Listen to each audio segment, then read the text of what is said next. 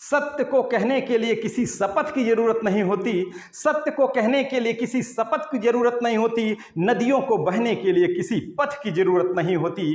जो लोग जमाने में बढ़ते हैं अपने मजबूत इरादों के साथ, जो लोग जमाने में बढ़ते हैं अपने मजबूत इरादों के साथ, उन्हें अपनी मंजिल पाने के लिए किसी रथ की जरूरत नहीं होती, किसी रथ की जरूरत नहीं होती। तो हेलो गाइस, कैसे हैं आप सब? उम्मीद करता हूं कि आप सब लोग स्वस्थ होंगे और अपनी पढ़ाई में व्यस्त होंगे। तो गाइस, आज हम बात करने वाले हैं जबरदस्त प्रैक्टिस सेशन के बारे में। तो आज का जो हमारा प्रैक्टिस सेशन है वो आधारित है लोअर बॉटनी पर। लोअर बॉटनी आप देख लीजिए। लोअर बॉटनी में मैं आपको बता दूं कहां से कहां तक के शामिल हैं प्लांट्स। मैं आपको बता दूं कि वायरस से शुरू है और बिल्कुल जिम्नोस्पर्म तक। Virus, bacteria, fungi, lichen, algae, bryophyta, Pteridophyta और जिम्नोस्पर्म, यहां तक के हैं। और यहां तक आज हमने प्रश्नों को सम्मिलित किया हुआ है।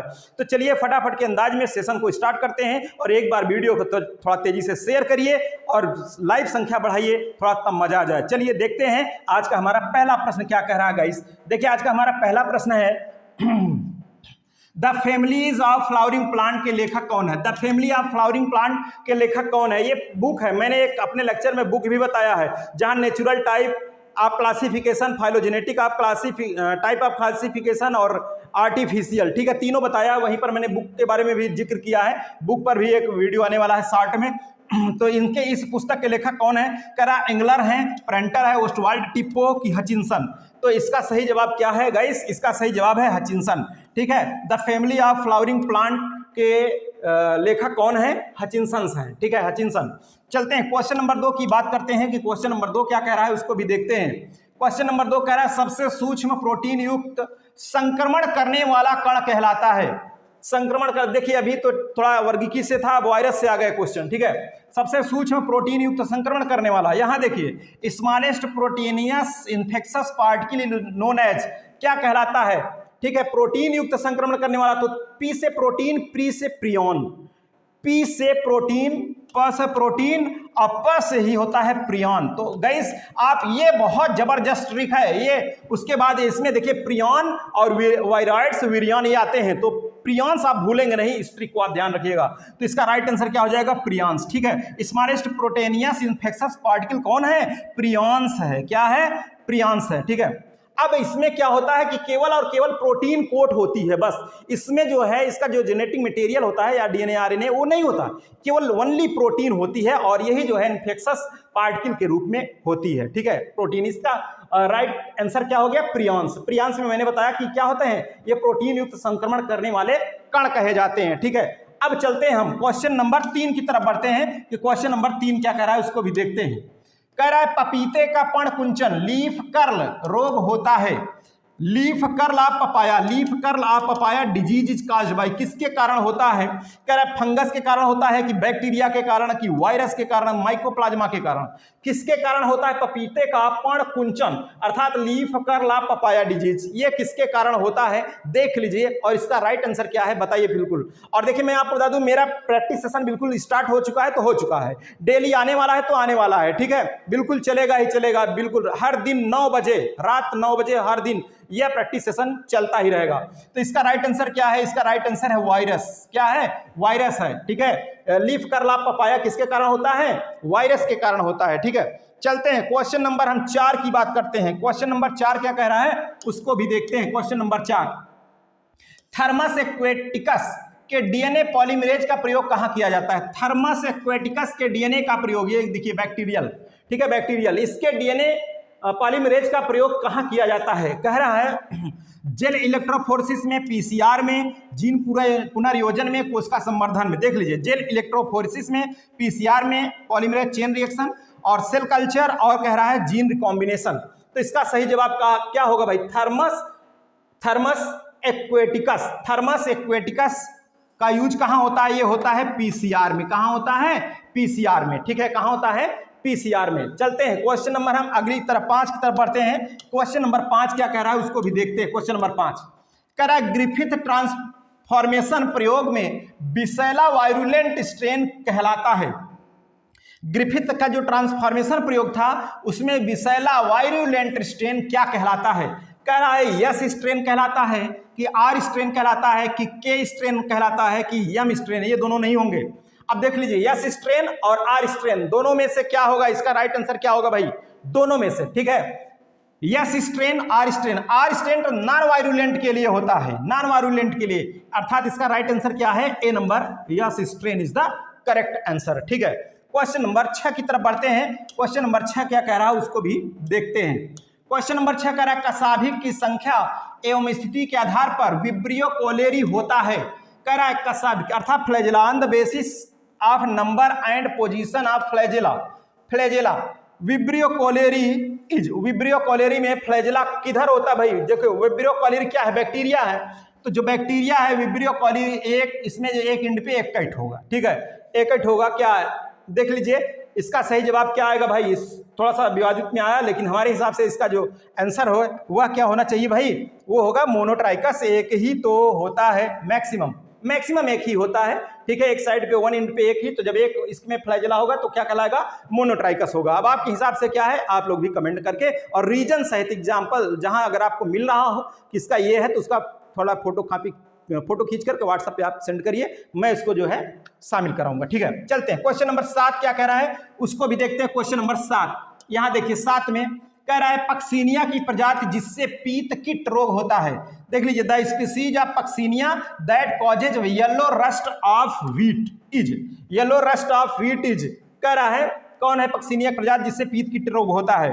कह रहा है यहाँ पर Puccinia helianthi, Puccinia striiformis, Puccinia purpurea, Puccinia recondita, ठीक है। तो इसका सही जवाब क्या है भाई, इसका सही जवाब क्या है देख लीजिए, पढ़ लीजिए, इसका राइट आंसर क्या है बताइए बिल्कुल, ठीक है। ये 4 ऑप्शन दिए गए हैं, 4 ऑप्शन दिए गए हैं, देख लीजिए। यह क्वेश्चन मैं आपको जो आज करा रहा हूं बिल्कुल जो है थोड़ा सा सिंपल आपको लगेंगे, जो लोग जिन लोगों का प्रैक्टिस सेशन चल रहा है, जिनकी पढ़ाई लगातार चल रही है, उनके लिए थोड़ा सिंपल लगेगा, लेकिन अभी जो लोग स्टार्टिंग किए हैं, जो लोग 1 साल से हैं, उनके लिए थोड़ा सा मस्त लगेगा, ठीक है, क्योंकि ये सब क्वेश्चन टीजीटी पीजीटी के ही हैं, ओनली टीजीटी पीजीटी के। तो इसका राइट आंसर क्या है, इसका राइट आंसर है सी नंबर, ठीक है, Puccinia striiformis, Puccinia striiformis is the right answer, ठीक है। अब चलते हैं क्वेश्चन नंबर 8 की तरफ बढ़ते हैं कि क्वेश्चन नंबर 8 क्या कह रहा है उसको भी देख लेते हैं। क्वेश्चन नंबर 8 कह रहा है एस्कोमाइस्टीज वर्ग के सदस्य सामान्यतः क्या कहे जाते हैं, ठीक है। एस्कोमाइस्टीज के सदस्य, member of ascomycetes class are commonly known as, क्या कहा जाता है एस्कोमाइस्टीज के सदस्यों को सामान्य रूप से,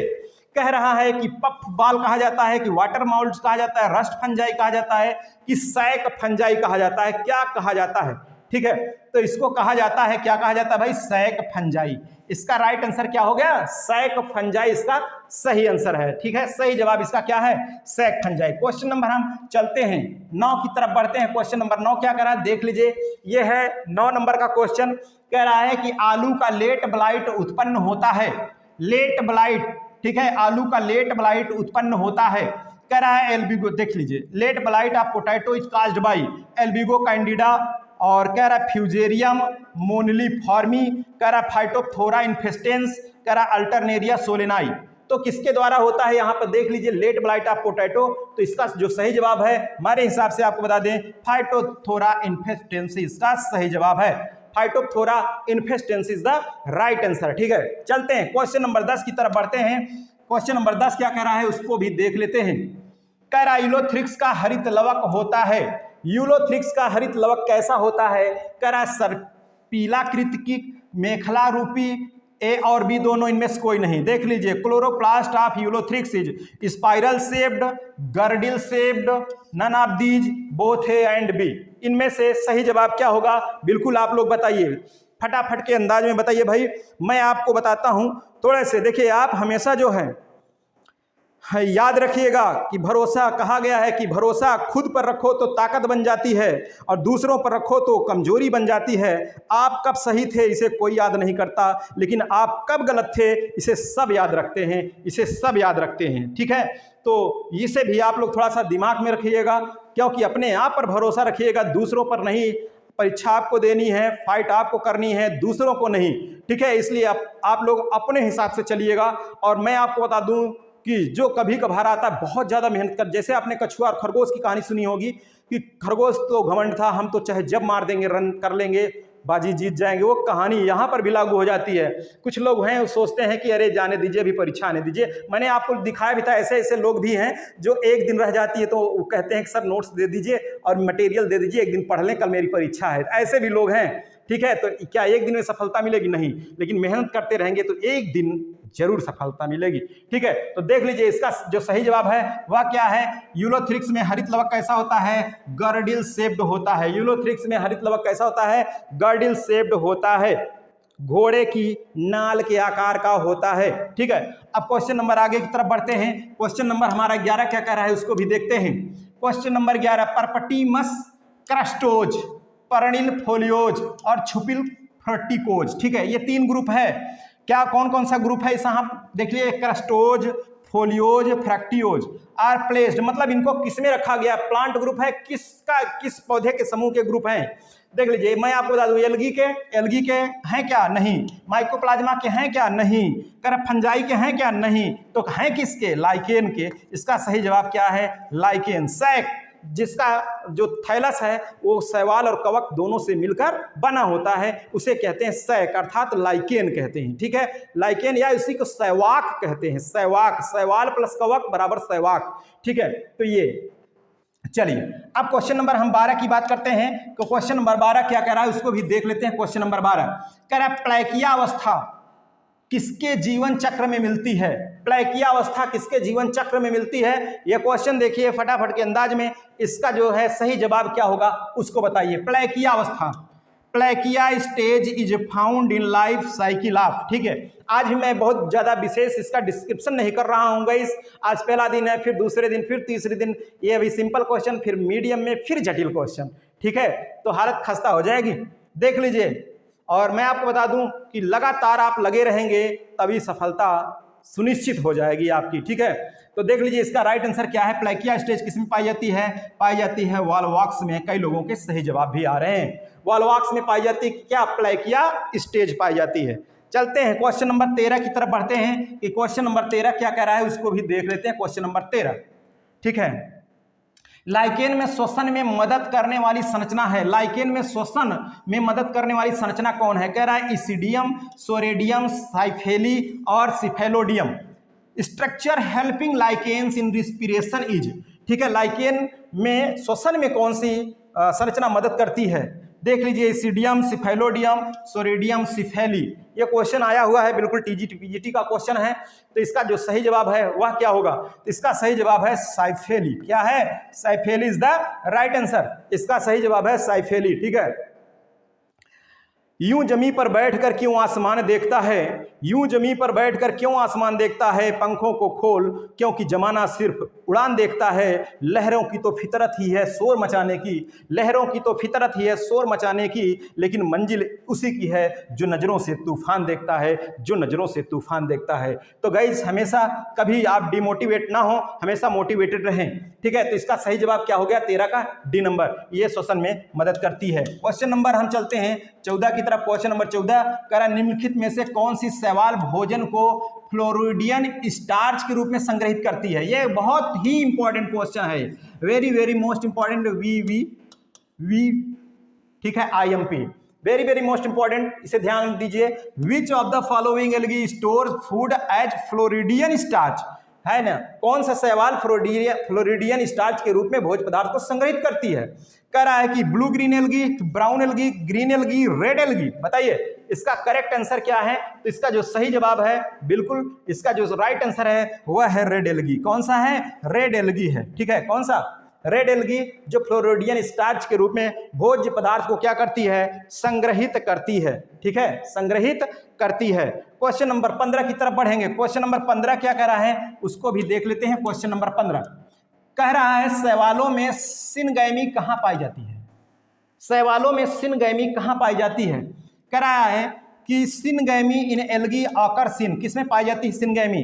कह रहा है in archegonium, in water, in soil, in ovary. बताइए सिनगैमी कहाँ पाई जाती है भाई?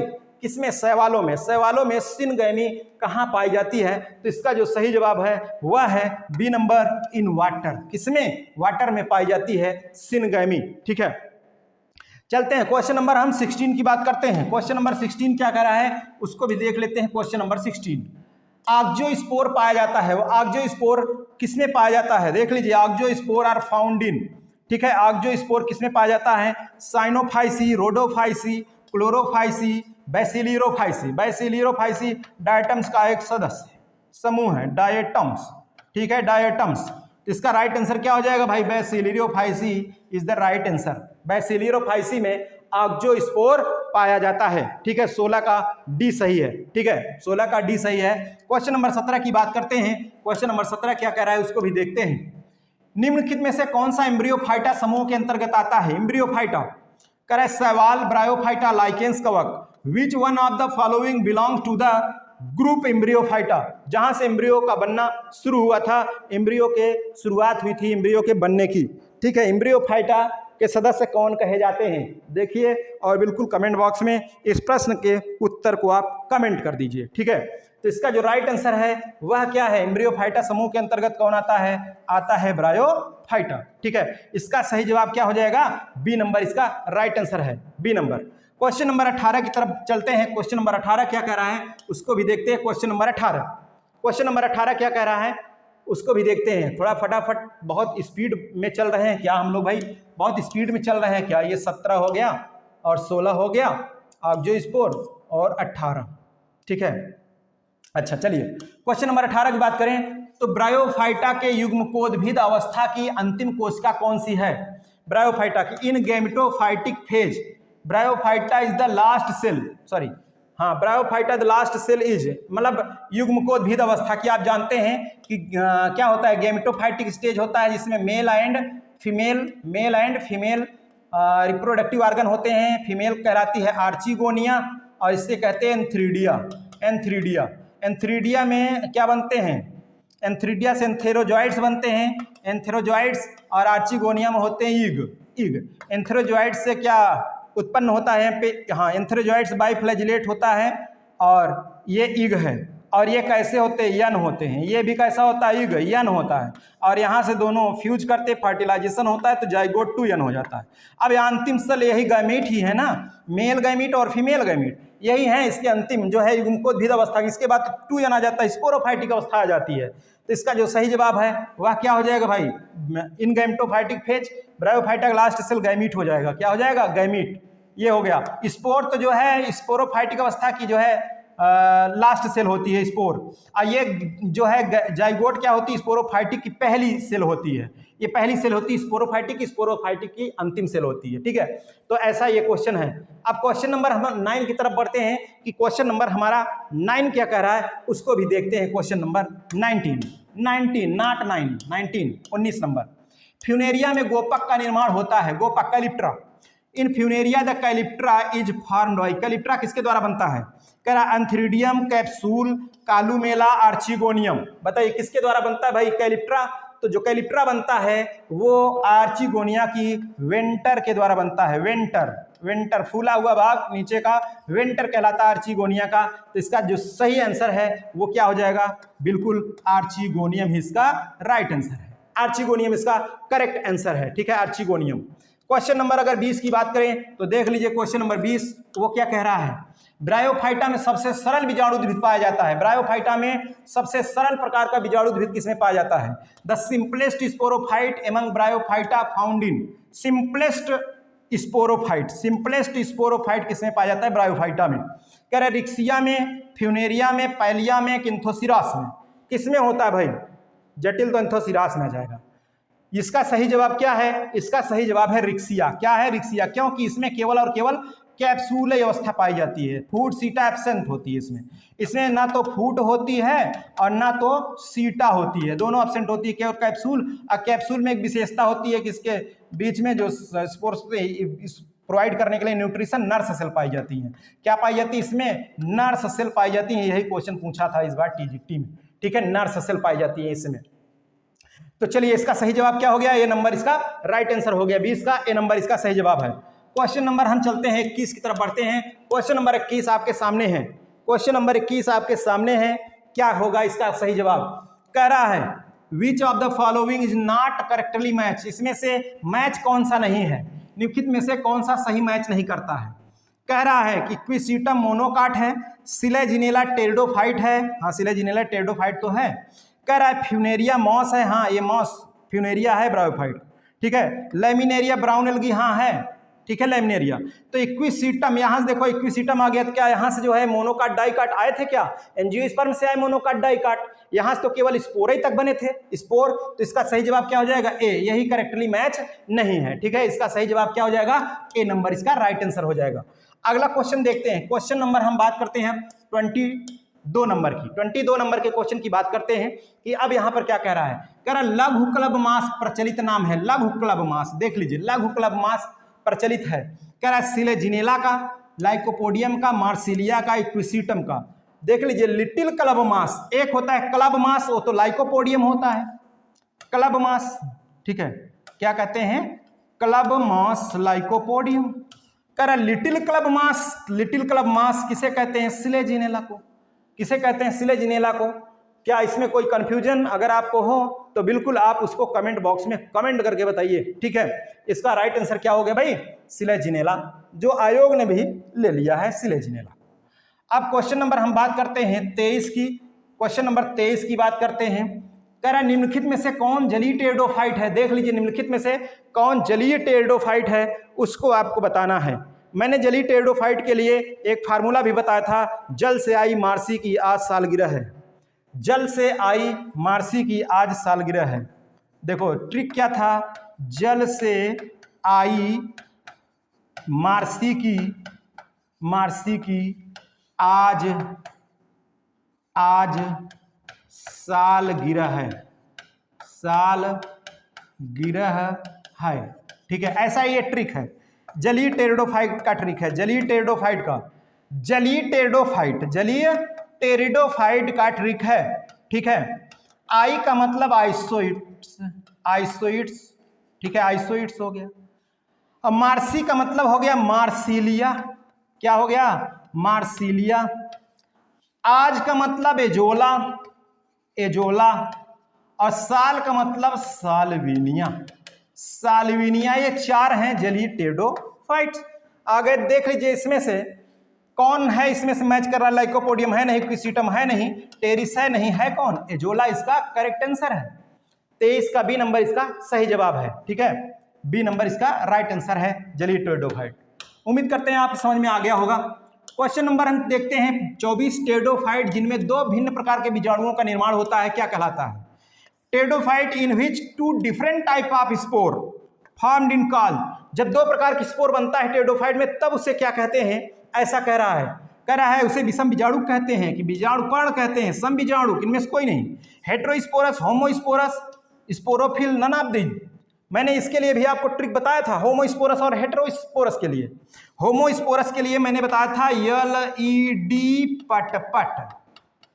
पटपट, और इसके लिए आप सामसी कहो या एसमेस पढ़ लो, एसमेस, ठीक है। हेटेरोस्पोरस के लिए सिलेजिनेला, मार्सिलिया और साल्विनिया, ये हो गए भाई कौन? हेटेरोस्पोरस। अब होमोस्पोरस में देखो, ऐसा समझो, होमोस्पोरस, होम मतलब घर, अपने घर में आप LED इस समय लगा रहे हैं, बल्ब वो वाला नहीं लगा रहे हैं पुराना वाला, LED लगा रहे हैं, LED, लाइट कम खर्च हो, तो होम में LED लगा रहे हैं, और LED जैसे लगाया पट हो गया, फूट गई। तो LED, L का मतलब लाइकोपोडियम, E का मतलब इक्विसीटम, D का मतलब ड्रायोटेरिस, PT का मतलब टेरिस, और ये टेरिडियम, टेरिडियम, ड्रायोटेरिस, इक्विसीटम, लाइकोपोडियम, ये हो गए कौन से? होमोस्पोरस। इसे आप ध्यान रखिएगा, ठीक है, बहुत ही दमदार ट्रिक, ठीक है, इसको आप भूलिएगा नहीं। क्वेश्चन नंबर 25 की तरफ बढ़ते हैं। कह रहा है राइनिया के जीवाश्म की खोज किसने किया?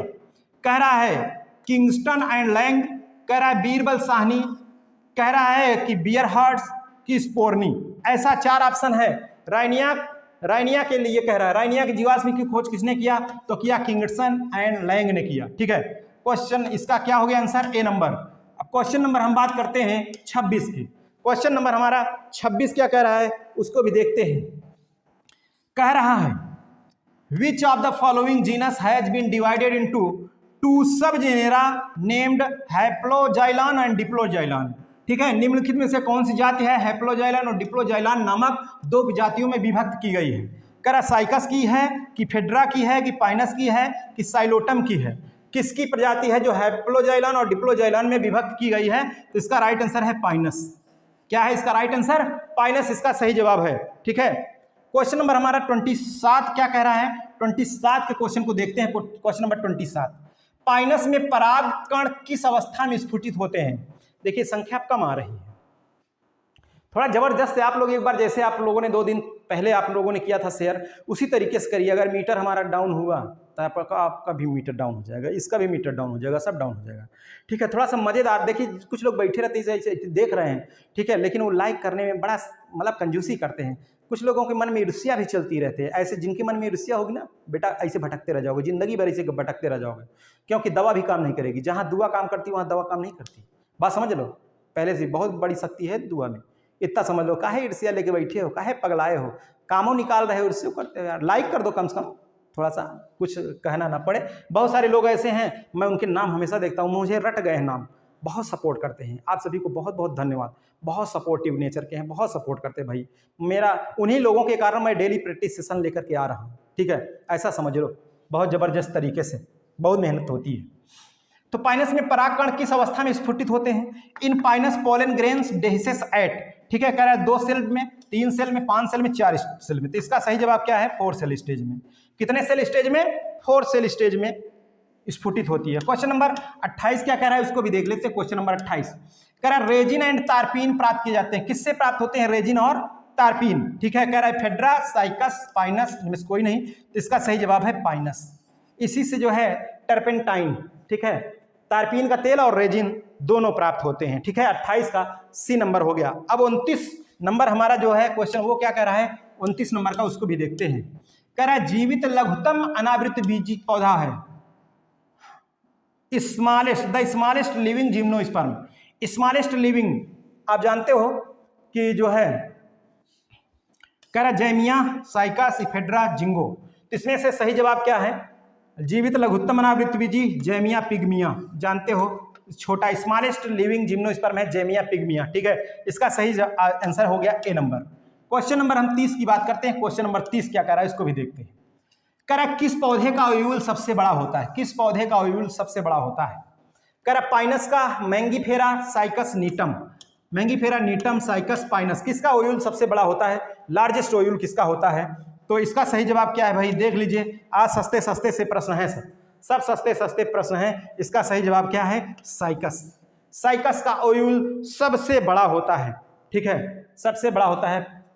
ठीक है, चलते हैं आगे, चलते हैं भाई, आगे देखते हैं फटाफट के अंदाज में, देख लीजिए।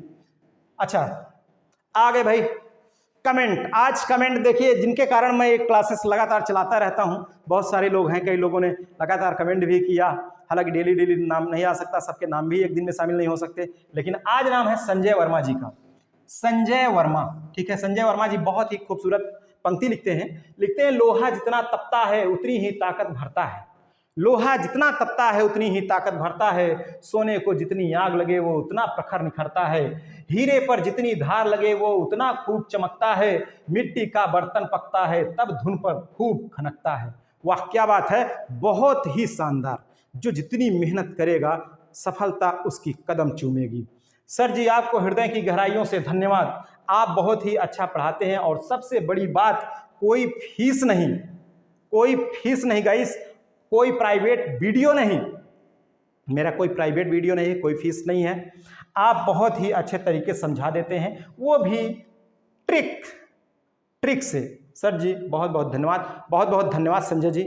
ऐसे ही देखिए, मैं मोटिवेट करता हूं तो ऐसी उम्मीद आप लोगों से लगाए रखता हूं, क्योंकि मैं आपको बता दूं, मैं आपसे कह चुका हूं, वादा कर चुका हूं, और संख्या हमेशा जो है 100 से कम नहीं होनी चाहिए, चलती ही रहनी चाहिए ऐसी तरीके से। ठीक है, बिल्कुल, तभी जो है डेली की डेली क्लासेस होंगी। ठीक है, मजा आ जाएगा, आप सबको उसी तरीके से पूरे चैप्टर आपको प्रोवाइड कराएंगे।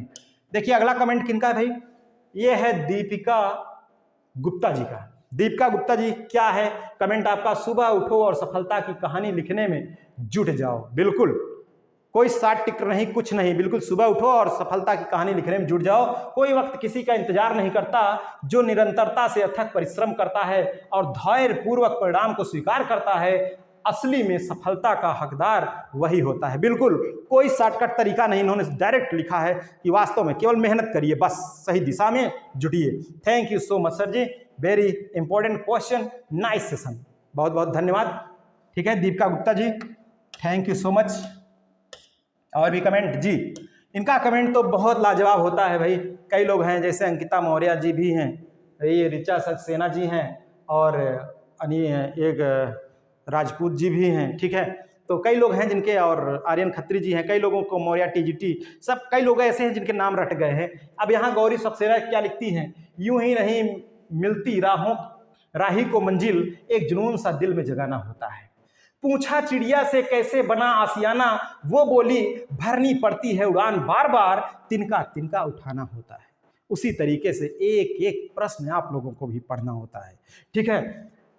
Thanks a lot sir ji for giving beneficial session, full exam oriented questions collection. बहुत बहुत धन्यवाद, ठीक है, थैंक यू सो मच। देखते हैं क्या और भी कमेंट हैं। नहीं, और कमेंट नहीं है, तो चलिए गाइस आज के सेशन को बस यहीं से एंड करते हैं। फिर मिलेंगे नए लेक्चर के साथ, नए ऊर्जा के साथ, नए दिन नए जोश के साथ। तब तक के लिए ओके, थैंक यू, जय हिंद।